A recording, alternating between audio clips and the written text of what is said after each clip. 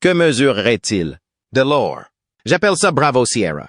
C'est le spot, mec. Je peux le sentir. J'espère bien. Je croise les doigts. Ouais? Nous cherchons un coffre-fort. Celui-ci pourrait bien nous en dire plus. Nous avons une chance de trouver un véritable trésor. Nous avons encore beaucoup de secrets à dévoiler. Je pense que nous allons tous trouver cet artefact extrêmement intéressant. Je cherche ce forage pour pénétrer dans un coffre au trésor. Après avoir découvert un immense trésor, Marty Lagina pourrait facilement prendre sa retraite. Mais il reste déterminé. Aux côtés de ses frères Jim et Rick, Marty se concentre sur ses progrès dans le Money Pit avant la fin de la saison. Ce lieu légendaire intéresse les chasseurs de trésors depuis plus de 2 siècles, avec d'innombrables tentatives infructueuses pour découvrir ses richesses cachées. Pourquoi tout le monde dans l'émission est-il si impatient de recevoir le prochain salaire après une découverte aussi monumentale? Rejoignez-nous pour découvrir la dernière fouille qui pourrait complètement transformer la quête d'or de la Gina, la grande foreuse dans EE5 et 145. L'équipe travaille contre le passage rapide du temps, poussée par l'espoir de découvrir quelque chose qui mettra fin aux légendes de longue date sur les vastes richesses supposément enfouies sur l'île. Il se concentre sur un site spécifique près d'une vieille cabane de jardin, censé cacher un coffre-fort ou des indices importants. Alors que les équipements de forage commencent à pénétrer la Terre, chaque couche creusée pourrait potentiellement contenir les réponses qu'ils ont cherchées sans relâche. Cette entreprise est remplie d'un mélange de précision technique et d'espoir brut. Rick, Marty et Jim ne creusent pas seulement dans le sol. Ils coupent à travers des couches d'histoire, chacune ayant le potentiel de redéfinir ce que l'on sait du statut légendaire de l'île. Ils ne cherchent pas seulement des objets, mais aussi la confirmation d'une légende, dans le but de trouver des preuves tangibles des histoires qui ont perduré de génération en génération. Les Dr. Ian Spooner et Fred Michael, spécialistes en géosciences, ont récemment effectué des tests d'échantillonnage d'eau qui suggèrent un nouvel emplacement pour le forage, étiqueté EE5 et 145. Ce site est particulièrement intéressant car on pense qu'il se trouve directement au-dessus d'un important gisement de métaux précieux, enfoui sous environ 30 mètres de terre. L'intégration de méthodes scientifiques aux techniques traditionnelles de chasse au trésor confère un nouveau niveau de légitimité aux efforts de l'équipe, les guidant potentiellement plus près d'une découverte historique. L'acte de forage du forage E5 et 145 est chargé d'impatience. Chaque mouvement de la foreuse, chaque extraction de terre peut être le moment d'une découverte. Cette opération symbolise un engagement majeur de ressources et d'espoir, incarnant la détermination de l'équipe à réussir là où beaucoup d'autres ont abandonné. Rick, Marty, Gene et leurs collègues sont engagés dans bien plus qu'une simple chasse au trésor. Ils font partie d'un récit qui les lie à ceux qui les ont précédés, tous poussés par l'attrait des richesses cachées d'Oak Island. La chasse est un test de leur détermination dans une confrontation avec les sceptiques qui doutent que l'île recèle des trésors. Alors que les jours de recherche s'amenuisent, l'équipe est confrontée à la probabilité croissante d'une nouvelle année sans la découverte qu'elle recherche. Leurs efforts sur Oak Island représentent un mélange d'histoire, de science et de pure détermination humaine face aux défis de la nature. Chaque membre de l'équipe sait que la fenêtre pour les recherches de cette année se referme rapidement, mais leur morale reste élevée, poussée par la possibilité qu'ils soient à quelques mètres d'une découverte qui changera leur vie. La quête sur Oak Island ne se limite pas au trésor physique qui pourrait être enfoui. Elle est aussi une quête de validation, une excitation à l'idée de réécrire l'histoire et une satisfaction personnelle à résoudre l'une des légendes les plus célèbres de la chasse au trésor. Pour Rick, Marty et Jim, ces jours qui restent sont chargés de tension et d'excitation, remplis de l'espoir qu'ils découvriront enfin ce qui a été caché pendant si longtemps, prouvant à eux-mêmes et au monde que leurs efforts n'ont pas été vains. Les vents froids de l'Atlantique peuvent être un rappel brutal des défis auxquels ils sont confrontés, mais ils servent également de motivation pour continuer à avancer vers l'inconnu qui se trouve sous eux. Le Dr. Spooner et le Dr. Michael ont clairement déclaré qu'ils ont détecté des métaux dans la zone qui, selon eux, ne font pas partie de l'environnement naturel. Cela les a amenés à suggérer qu'ils pourraient avoir trouvé un endroit crucial dans leur recherche en cours. Au début du forage, l'attente est palpable. Tous les acteurs concernés espèrent que ce sera le moment de découvrir quelque chose d'important. Cependant, Les expériences passées ont montré que l'excitation initiale mène souvent à la déception. En conséquence, une couche de scepticisme se superpose à leur optimisme. L'histoire du site est remplie de moments similaires où la promesse d'une découverte s'est révélée n'être rien d'autre que des matériaux naturels ou communs. Le processus de forage ne consiste pas seulement à creuser physiquement dans la terre. Il s'agit de pénétrer des couches de sédiments accumulées au fil des siècles.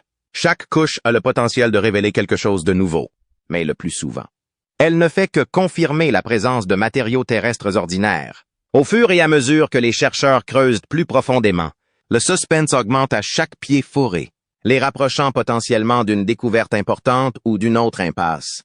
Une fois la carotte extraite du site de forage, l'excitation est palpable. Le moment pourrait bien être venu de trouver quelque chose qui justifie leurs efforts et les ressources dépensées. Cependant, en inspectant la carotte, le contenu révèle la vue familière du sable. Juste du sable dépourvu de toute trace des métaux qu'ils espéraient trouver. C'est un résultat courant dans les recherches de trésors comme celle-ci, où le rêve de découvrir des richesses cachées entre souvent en conflit avec la réalité géologique et matérielle. Ce cycle répétitif d'espoir suivi de déception est une dure réalité pour l'équipe. Chaque indication prometteuse qui ne mène qu'à du sable ou à d'autres matériaux courants ajoute à la frustration croissante. Malgré cela, les recherches se poursuivent, poussées par le mince espoir que la prochaine carotte ou le prochain site se révèle différent. Le Dr Spooner suggère qu'il est peut-être temps de mettre en pause les recherches actives. Laisser le site se reposer pourrait leur permettre de recueillir davantage d'informations sur l'environnement, comme des changements dans la composition de l'eau qui pourraient indiquer la présence de métaux à proximité. Cette approche signifie un passage d'une recherche agressive à une stratégie d'observation plus mesurée, reflétant une méthode plus scientifique où les données et les retours d'informations environnementaux guident les prochaines étapes plutôt qu'une simple intuition. L'interruption du forage pour étudier l'environnement donne à l'équipe l'occasion de repenser ses plans alors qu'elle fait face aux défis difficiles de l'île Oak. Tunnel d'inondation. Est-ce réel ou non? La décision de mettre en pause les forages et de se concentrer sur l'analyse environnementale constitue un point de réflexion pour l'équipe. C'est l'occasion de réévaluer leur stratégie et peut-être d'en développer de nouvelles en fonction des informations recueillies jusqu'à présent. Cette pause n'est pas seulement une pause physique, mais aussi mentale et stratégique, où les leçons tirées des échecs répétés pourraient ouvrir la voie à des tentatives plus ciblées et plus éclairées à l'avenir. Au cours de ces cycles de recherche, d'anticipation et souvent de déception, les implications plus larges de leurs efforts deviennent apparentes. Ils ne recherchent pas seulement des métaux ou des trésors. Ils explorent également les limites de la persévérance humaine et les frontières entre l'espoir et la réalité. Chaque forage qui ne ramène que du sable est un rappel des énormes défis auxquels ils sont confrontés. Non seulement la barrière physique de la Terre, mais aussi la barrière psychologique des attentes par rapport à la réalité. Alors qu'une autre saison sur Oak Island se termine, Rick, Marty, Craig et leur équipe sont confrontés à une déception importante.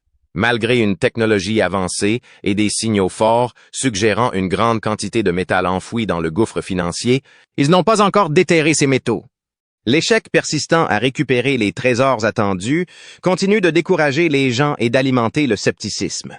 L'équipe commence chaque saison de fouille avec optimisme, renforcée par des données qui semblent pointer directement vers des métaux cachés.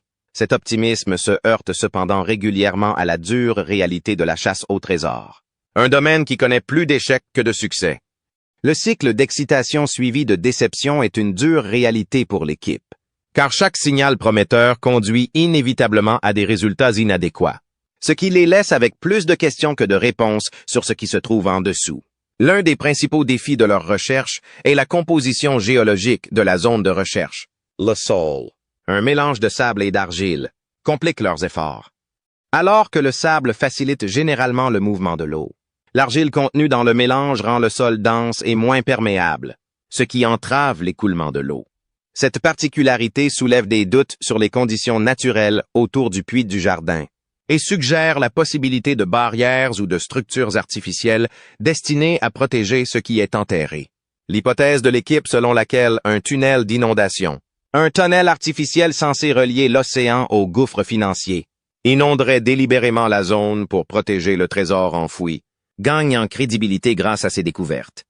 Si un tel tunnel existe, il pourrait s'agir du piège le plus ingénieux jamais conçu pour empêcher les chasseurs de trésors d'atteindre les richesses légendaires. La légende persistante d'un trésor gardé par un tel tunnel d'inondation captive l'imagination depuis plus de 2 siècles. Beaucoup pensent que la véritable protection du trésor n'est pas surnaturelle, mais plutôt le résultat de l'ingéniosité humaine, spécialement conçue pour contrecarrer ceux qui osent le découvrir. Malgré ces théories fascinantes, les efforts de l'équipe pour prouver l'existence du tunnel ou pour trouver le trésor lui-même se heurtent à des échecs. Année après année, l'équipe retourne sur l'île, animée par un mélange d'espoir et de détermination, armée chaque saison de nouvelles stratégies basées sur les enseignements de l'année précédente. Pourtant, chaque saison se termine également avec les outils rangés. Le site restant intact est le trésor, s'il existe, restant caché. Ce cycle répétitif de grands espoirs et de profondes déceptions n'est pas seulement un épuisement physique ou financier, mais aussi mental et émotionnel. Chaque fouille infructueuse, chaque saison improductive, érode le moral de l'équipe, met à l'épreuve sa détermination et soulève l'inévitable question: y a-t-il vraiment quelque chose à trouver? La quête sur Oak Island est plus qu'une simple chasse au trésor. C'est une épreuve profonde de persévérance et de foi. L'équipe met à l'épreuve les limites de l'ambition et de la patience humaine, confrontant la technologie et les méthodologies modernes de l'équipe à la ruse et à la prévoyance de personnages historiques qui ont peut-être conçu les pièges de l'île il y a des siècles. Des places, chaque fouille infructueuse fournit non seulement une leçon d'humilité, mais aussi une leçon sur la complexité de l'interprétation des indices historiques et des données géologiques. L'île elle-même devient un adversaire redoutable, ces énigmes étant protégées par des couches de terre aussi inflexibles que silencieuses. Au fil des saisons, la méthodologie de l'équipe évolue. Elle devient plus méthodique dans son approche, s'appuyant de plus en plus sur des indices environnementaux et des documents historiques pour guider ses efforts. Elle développe de nouvelles techniques de forage et fait appel à différents experts pour faire la lumière sur les conditions déroutantes auxquelles elle est confrontée. Chaque pas en avant est mesuré. Chaque hypothèse est rigoureusement testée face aux dures réalités de la recherche. La quête des trésors cachés est devenue fastidieuse. Elle dure depuis 5 ans et chaque examen annuel apporte une promesse de succès de plus en plus faible. Plus de 600 puits ont été creusés, mais les réponses claires restent difficiles à trouver. La découverte de métaux dans l'eau a suscité un certain intérêt, suggérant qu'il pourrait y avoir quelque chose de précieux en dessous. Mais la véritable nature de ces métaux reste encore floue.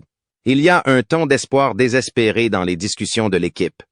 Ils veulent croire que ces métaux sont le signe de la présence de gisements précieux, malgré les déceptions passées où les signes prometteurs n'ont mené à rien. Ce cycle d'espoir et de désillusion devient un schéma familier. Malgré tout, l'esprit de l'équipe n'est pas complètement découragé. Soutenu par les avis professionnels de 2 scientifiques accomplis qui insistent sur le fait que leurs découvertes ont une signification et non pas de simples coïncidences. En ce qui concerne l'année prochaine, le groupe n'est pas encore prêt à s'avouer vaincu. Il compte aller plus loin, explorer de nouvelles méthodes et de nouveaux domaines. Poussé par un mélange de détermination et de nécessité, cela soulève la question de savoir quand leur poursuite inébranlable pourrait franchir les limites de l'impraticabilité. À quel moment leur quête cesse-t-elle d'être une recherche méthodique pour devenir une course-poursuite motivée par un simple espoir et de vagues indices? Une réunion clé pour examiner de nouvelles données suscite un nouvel élan d'urgence, poussant l'équipe à explorer l'étrange gouffre financier malgré des revers constants. Découverte historique de Wheat et Airfun. Une réunion cruciale se profile à l'horizon, destinée à examiner davantage de données et à élaborer de nouvelles stratégies.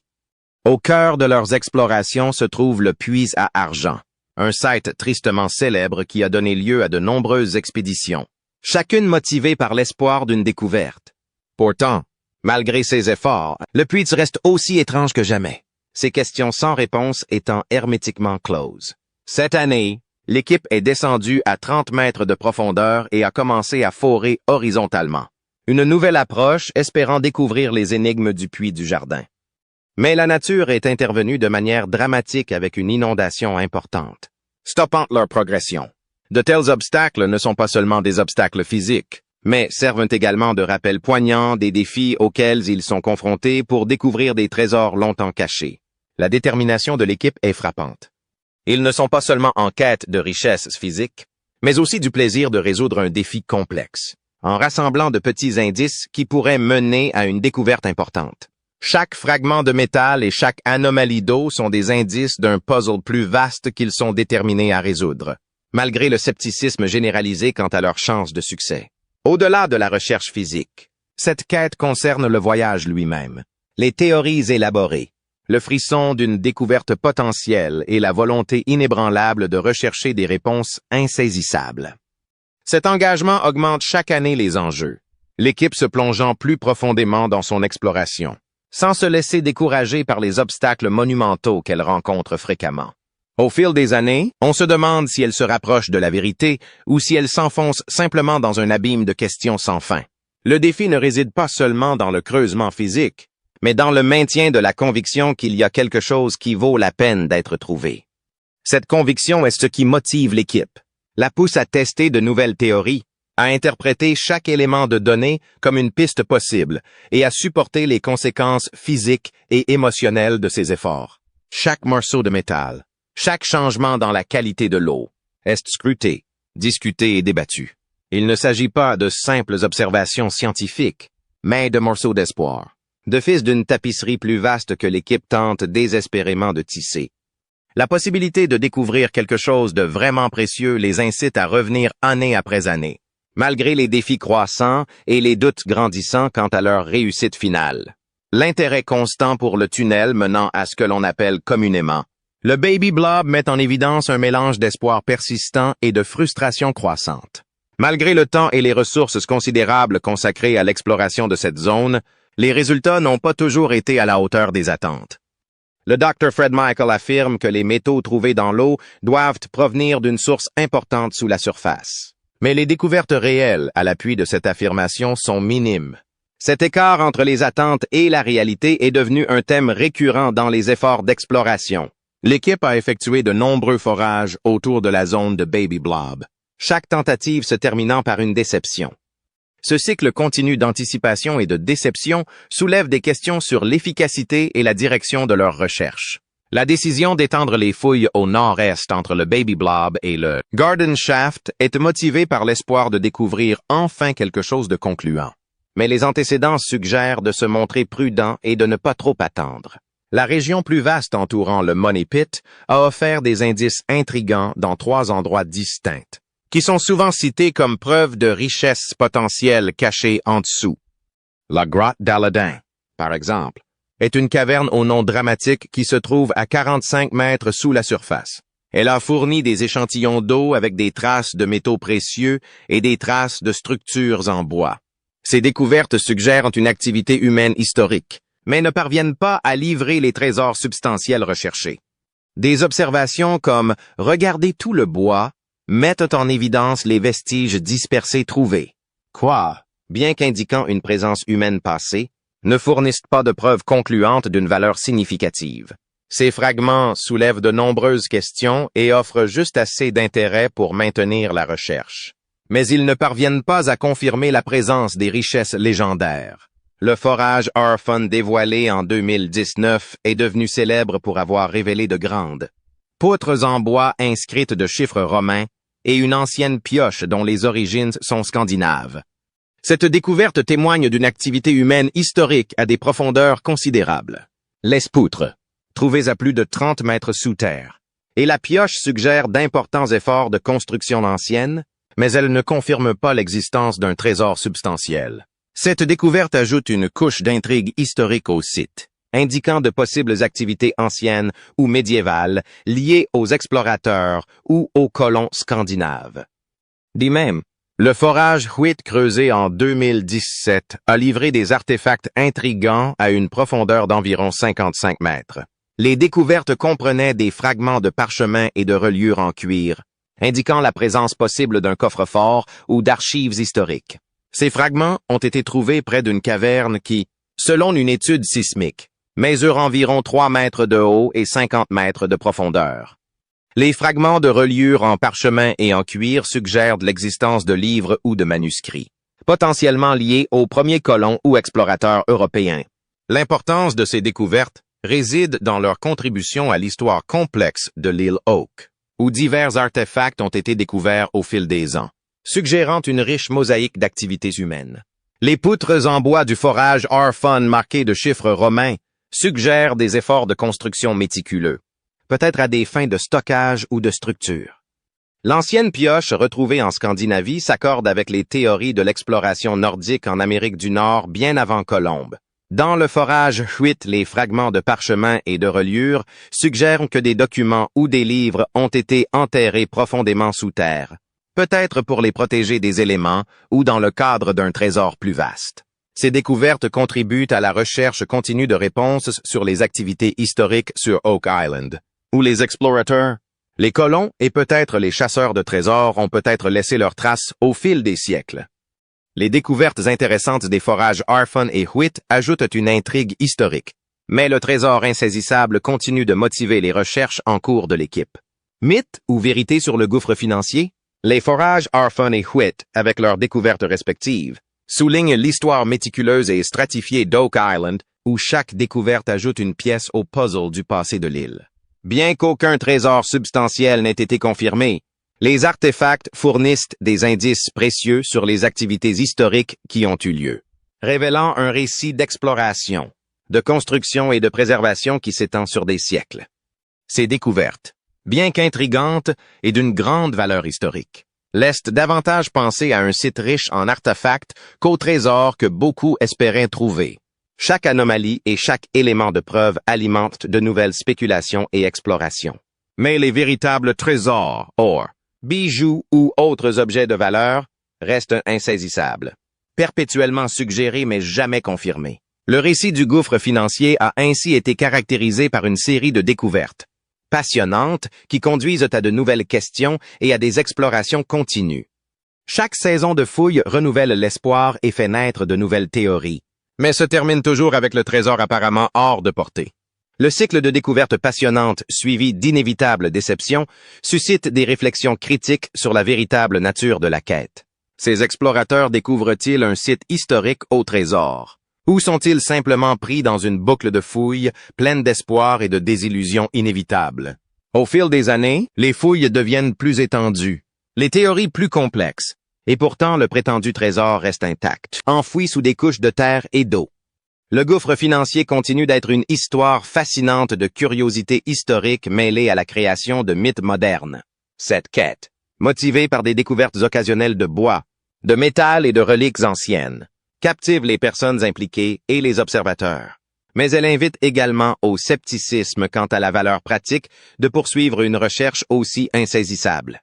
La quête du gouffre financier sur Oak Island a longtemps été alimentée par la possibilité alléchante de découvrir des richesses cachées. Mais les découvertes réelles ont été décevantes. Chaque année, des sites comme Arfon et Huit sont présentés comme des sites de découverte potentielle, suscitant de nouvelles vagues d'enthousiasme et d'anticipation. Cependant, malgré la ferveur et l'enthousiasme de Rick et de son équipe, les résultats sont systématiquement en deçà des découvertes espérées. Les efforts de l'équipe, caractérisés par des résumés annuels des progrès, soulignent souvent l'ampleur du terrain parcouru. Mais ils aboutissent rarement à la découverte d'un trésor substantiel. Ce cycle de grands espoirs suivi de résultats médiocres remet en question l'efficacité des fouilles continues. Année après année, la fin de la saison de fouilles est jalonnée de discours émotifs qui suscitent de la nostalgie et entretiennent une croyance enfantine dans un trésor enfoui. Cette sentimentalité, bien que motivante pour l'équipe, apparaît de plus en plus comme un mince voile sur la réalité des échecs répétés. L'accent mis sur le maintien des rêves de la jeunesse face à des réalités difficiles et souvent décevantes suggère une détermination poignante mais potentiellement mal placée. Si le maintien de l'espoir est louable, l'absence de résultats substantiels sape l'optimisme et donne un sentiment de futilité. Le schéma est bien connu. Chaque saison se termine par des promesses de nouveaux potentiels et d'exploration continue. Les discours sont censés rassembler et inspirer, mais ils ressemblent beaucoup à un script répété plus adapté à une production théâtrale qu'à une chasse au trésor sérieuse.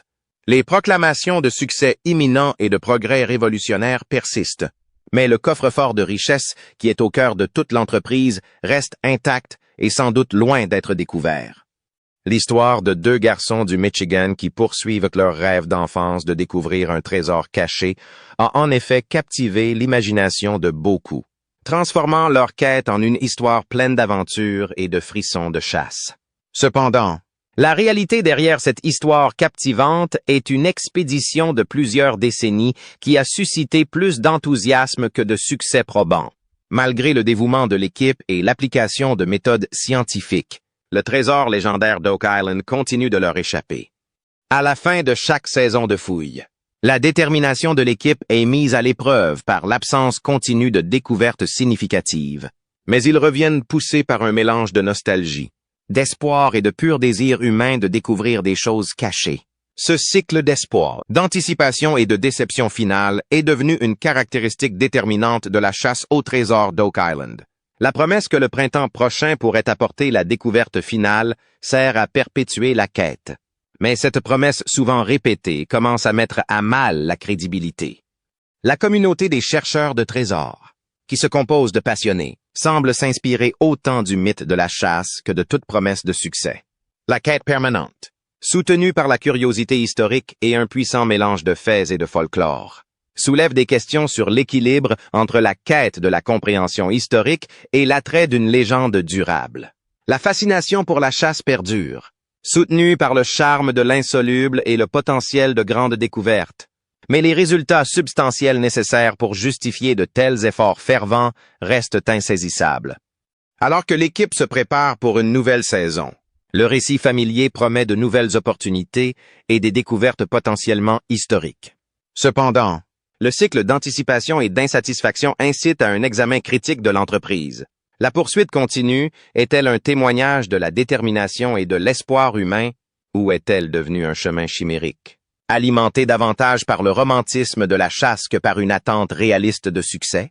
L'histoire d'Oak Island, bien que riche en drames et en intrigues, est également un récit d'efforts humains, d'attentes et de la dure réalité souvent de fortunes insaisissables.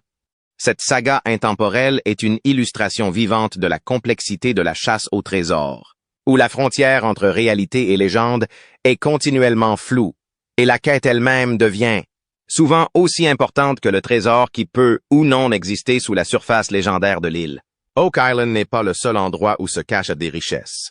Partout dans le monde, d'autres îles recèlent en leurs propres histoires de trésors qui attendent d'être découvertes. De l'or de pirates sur l'île Frégate, mais l'île Oak n'est pas la seule à être couverte de questions sans réponse et de nombreux trésors à découvrir. L'île Robinson Crusoe au Chili est réputée pour son lien historique avec les légendes des trésors. Découverte par le navigateur espagnol Juan Fernandez en 1574, l'île servit de repère de pirates au XVIIe et XVIIIe siècle. En 1715, un marin espagnol du nom de Jean Esteban aurait enterré ici un immense trésor, qui aurait été retrouvé en 2005. La légende raconte que ce trésor caché a été amassé lors de pillages de navires et de raids côtiers, ajoutant une aura d'aventures audacieuses à la mystique du trésor. Cependant, le trésor, qui comprend 600 barils de pièces d'or et des bijoux d'une valeur de 10 milliards de dollars, reste intact en raison de litiges juridiques avec le gouvernement chilien, qui revendique le trésor comme propriété nationale. Malgré de nombreuses expéditions et des litiges en cours, l'emplacement exact et l'étendue du trésor continuent d'échapper aux chasseurs de trésors et aux historiens. L'île Frégate aux Seychelles était autrefois un lieu de prédilection pour les pirates qui s'y cachaient. Ces pirates attaquaient les navires qui voyageaient vers et depuis Goa, une importante route commerciale à cette époque. Un pirate connu sous le nom d'Olivier Levasseur, ou Capitaine Lebousse, aurait caché son trésor sur cette île. Malgré les nombreuses recherches effectuées au fil des ans, le trésor n'a pas été retrouvé. L'île est donc devenue un lieu de prédilection pour ceux qui rêvent de découvrir des trésors perdus, dans l'espoir de découvrir les richesses qui, selon la rumeur, seraient enfouies au plus profond de son sol. L'île Sainte-Marie, connue localement sous le nom de Nosy Baraha à Madagascar, est une autre île dotée d'une riche histoire de piraterie, des pirates de renom, dont William Kidd, ont fréquenté cette île, surnommée le paradis des pirates. La croyance populaire veut que ces pirates aient caché leur laïeau sur l'île, l'enterrant à divers endroits. Cela a conduit à des recherches incessantes de chasseurs de trésors qui explorent minutieusement l'île, à la recherche de traces du butin enterré. L'attrait de trouver des trésors cachés continue d'attirer les aventuriers sur l'île Sainte-Marie, renforçant sa réputation d'île aux trésors au passé chargé d'histoire. Porto Farina, en Tunisie, était une importante base pour les pirates maltais au XVIIe siècle. Ces derniers lancèrent des attaques contre les navires naviguant en Méditerranée. Selon la légende, ces pirates auraient enterré d'importantes quantités de pièces d'or sur l'île pour protéger leurs biens volés. Les histoires de trésors cachés de Porto Farina continuent de captiver les passionnés d'histoire des pirates, qui viennent sur l'île dans l'espoir de trouver des richesses cachées.